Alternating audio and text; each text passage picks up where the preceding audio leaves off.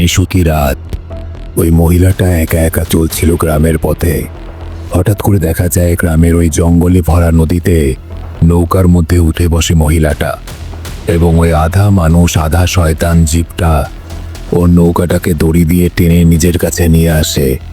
তাকে ফিসফিস করে বলে, মেয়েটাকে বাঁচিয়ে রেখেছিস কেন? বাড়িতে গিয়ে মেরে ফেল।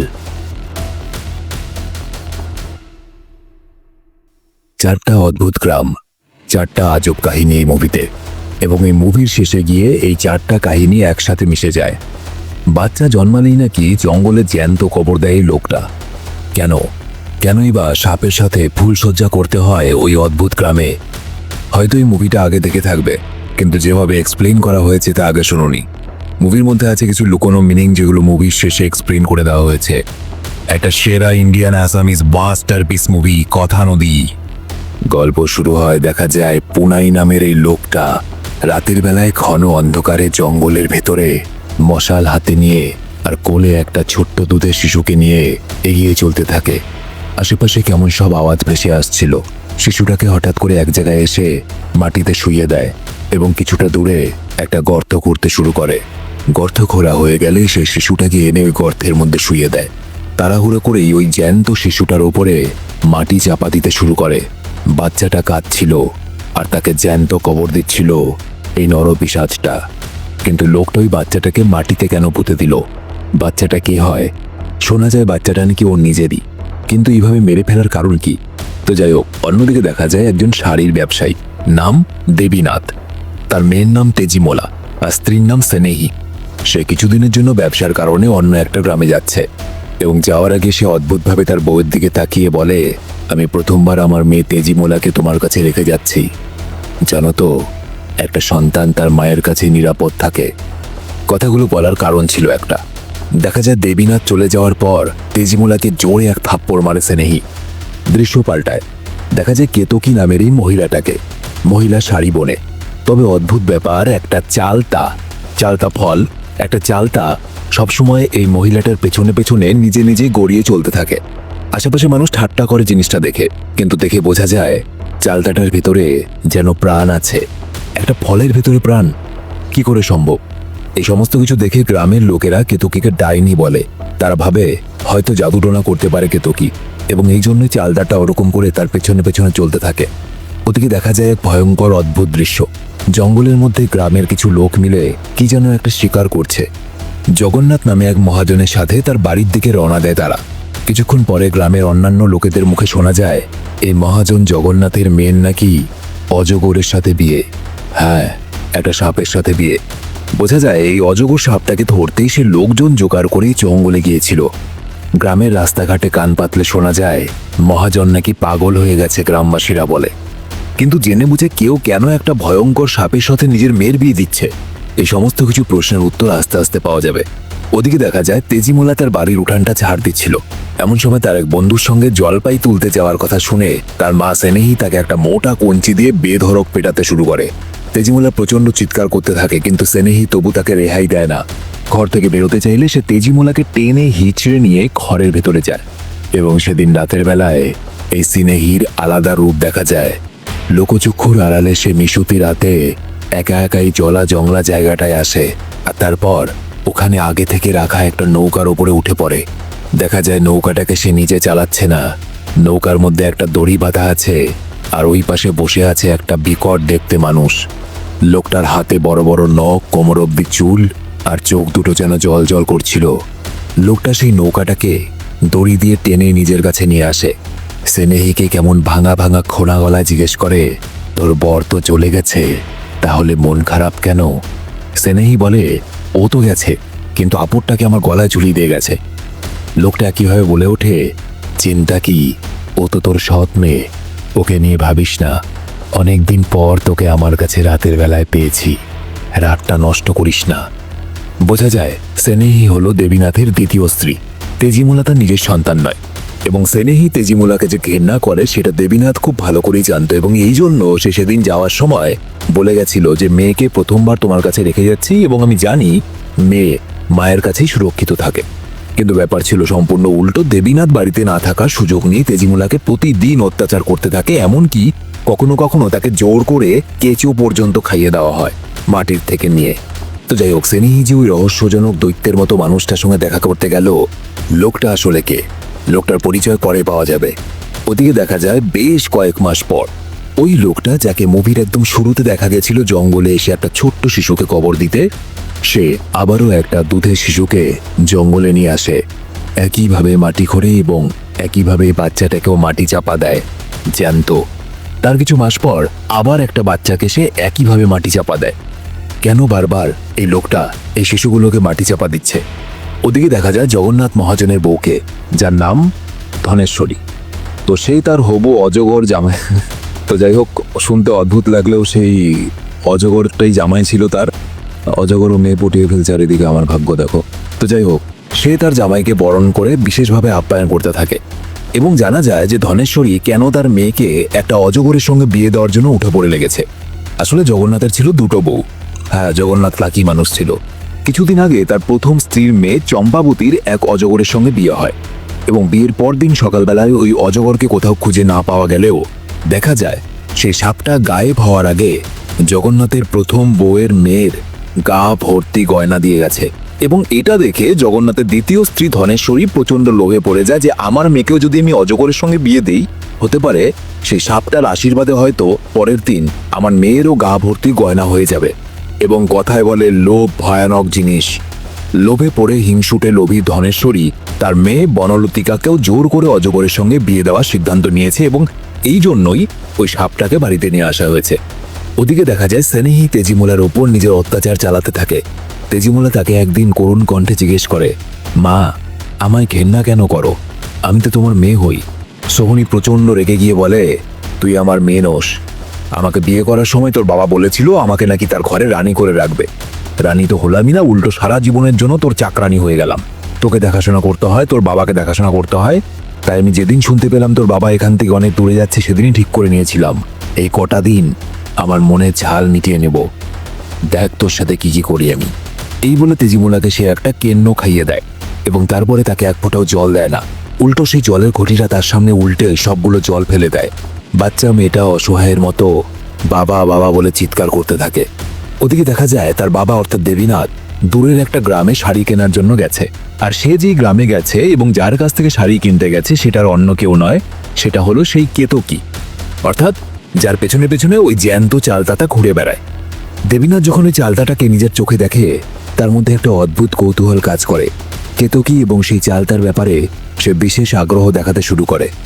আসলে এক কথায় বলতে গেলে মুভিতে যে 4টা আলাদা আলাদা কাহিনী চলছে এবং 3টে গ্রাম দেখানো হয়েছে, এই 3টে গ্রামই বিশাল রহস্যজনক, অদ্ভুত এখানকার মানুষজন। তো যাই হোক, চালতার রহস্যের ব্যাপারে কেতকী দেবীনাথকে কিছু বলতে চায় না। দেবীনাথের কিন্তু কৌতূহল কমে না। সে বলে, ভয় কি? আমি সব জানি। আমি তো এটাও শুনেছি একটা বেড়ালের বাচ্চা জন্ম দিয়েছিল এক মহিলা।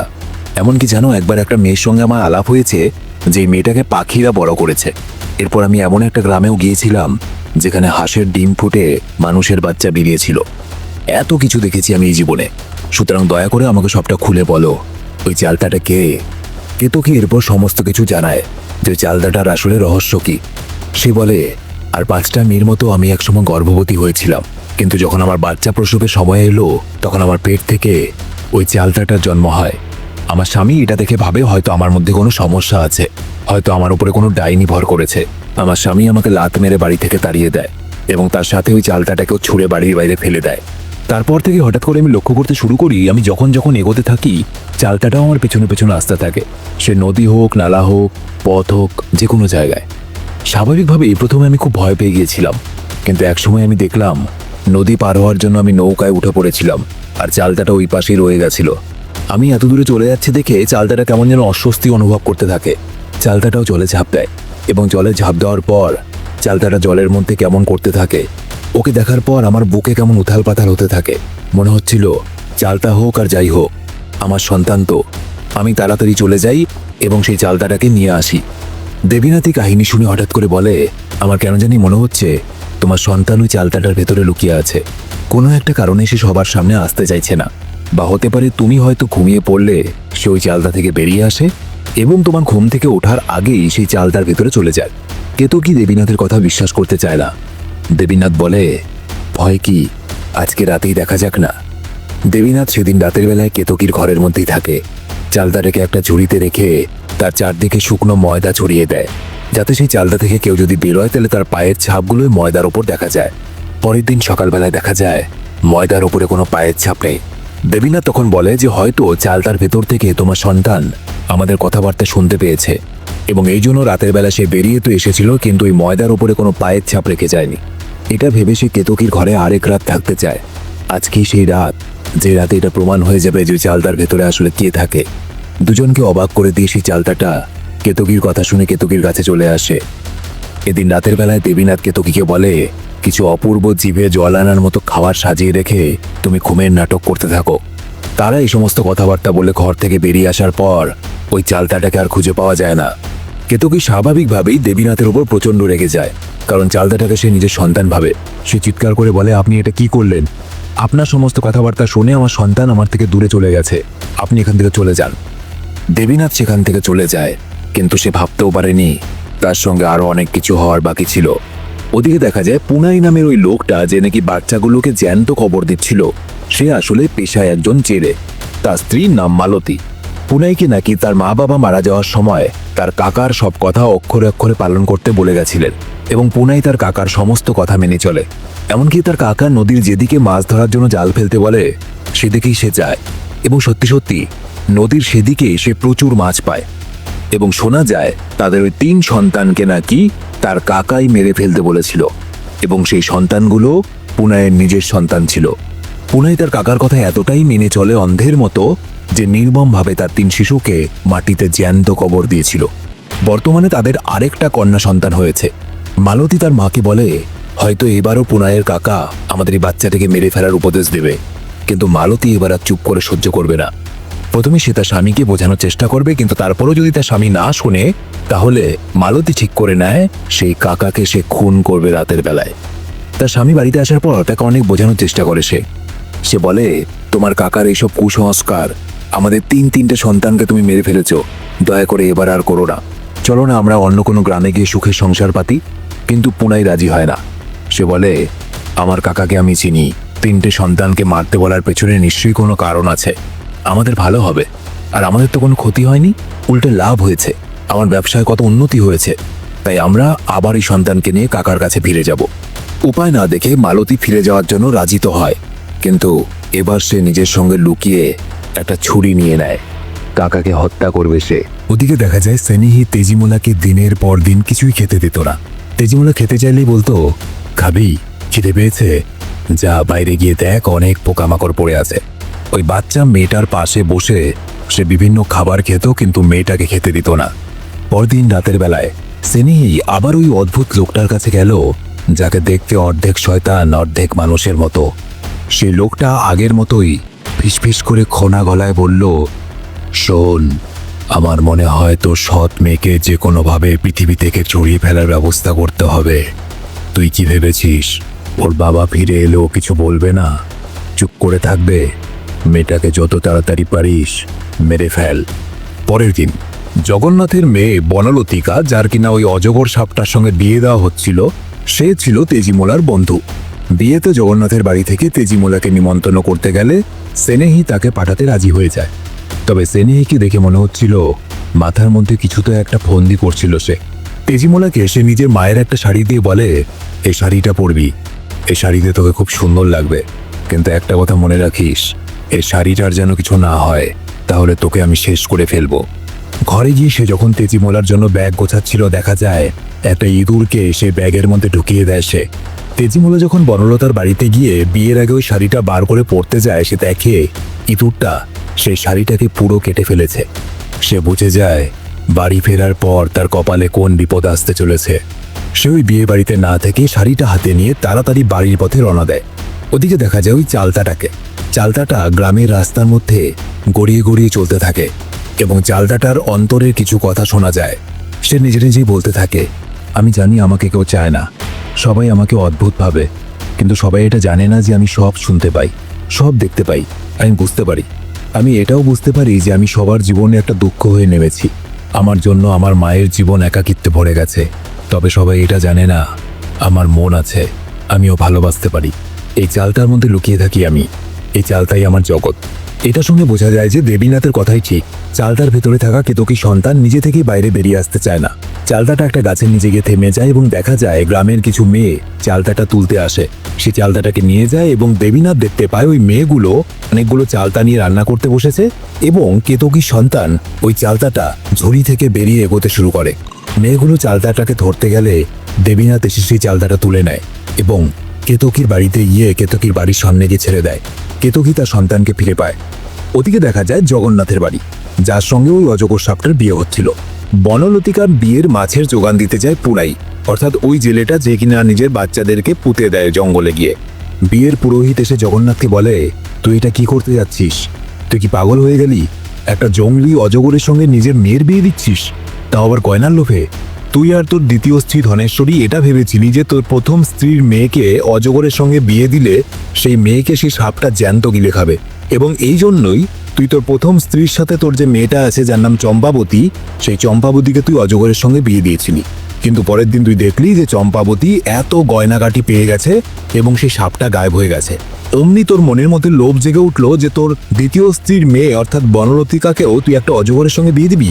তোর কি মাথা খারাপ হয়ে গেছে? হতেই তো পারে অজগরটা তাকে মেরে ফেললো। এটা শুনে ধনেশ্বরী আরও রেগে যায়। সে বলে, তুমি যদি আমার মেয়ের বিয়ে দিতে না চাও, দরকার পড়লে বাড়ির চাকরকে দিয়ে আমি বিয়ে দেওয়াবো, তবু এই বিয়ে তো আমি করিয়েই ছাড়বো। বনলতিকার বিয়ের অনুষ্ঠান শুরু হয়।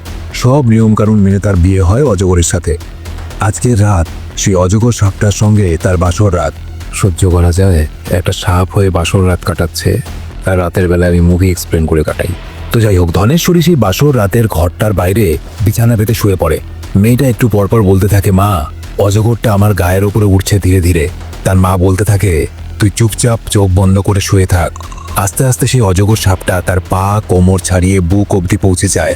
মেয়েটা একসময় ভয়ার্ত গলায় বলে, মা, আমার ভয় লাগছে, আমার কষ্ট হচ্ছে, সাপটা আমাকে অনেক জোরে পেঁচিয়ে ধরছে। তার মাকে দেখা যায় সে খুশি হয়ে বলে, চিন্তা করিস না, ওকে ওর কাজ করতে দে। অজগরটা তো স্বামী হয়, একটু পরে দেখবি তোর সারা শরীর জুড়ে সে সোনার অলংকার দিয়ে সাজিয়ে দিয়েছে। একসময় সব শান্ত হয়ে যায়। ধনেশ্বরী বারবার করে নিজের মেয়েকে ডাকতে থাকে, কিন্তু ঘরের ভিতর থেকে কোনো সাড়া পাওয়া যায় না। সেই লোভে এতটাই ডুবেছিল যে মেয়েকে বাঁচানোর কথা না ভেবে সে এটা ভাবতে থাকে যে হয়তো সেই অজগর সাপটা তাকে প্রচুর সোনার গয়না দিয়ে দিয়েছে এবং মেয়ে খুশি হয়ে শান্তিতে ঘুমোচ্ছে। পরের দিন সকালবেলায় সেই ঘরের মধ্যে ঢোকার পর দেখা যায় সে ঘরের মধ্যে তার মেয়ে বনলতিকা কোথাও নেই। সে অজগর সাপটা সেখানে ছিল। সে অজগর সাপটাকে ধরার পর তার পেট কাটতেই দেখা যায় অজগর সাপের পেটের ভেতরে বনলতিকার দেহ।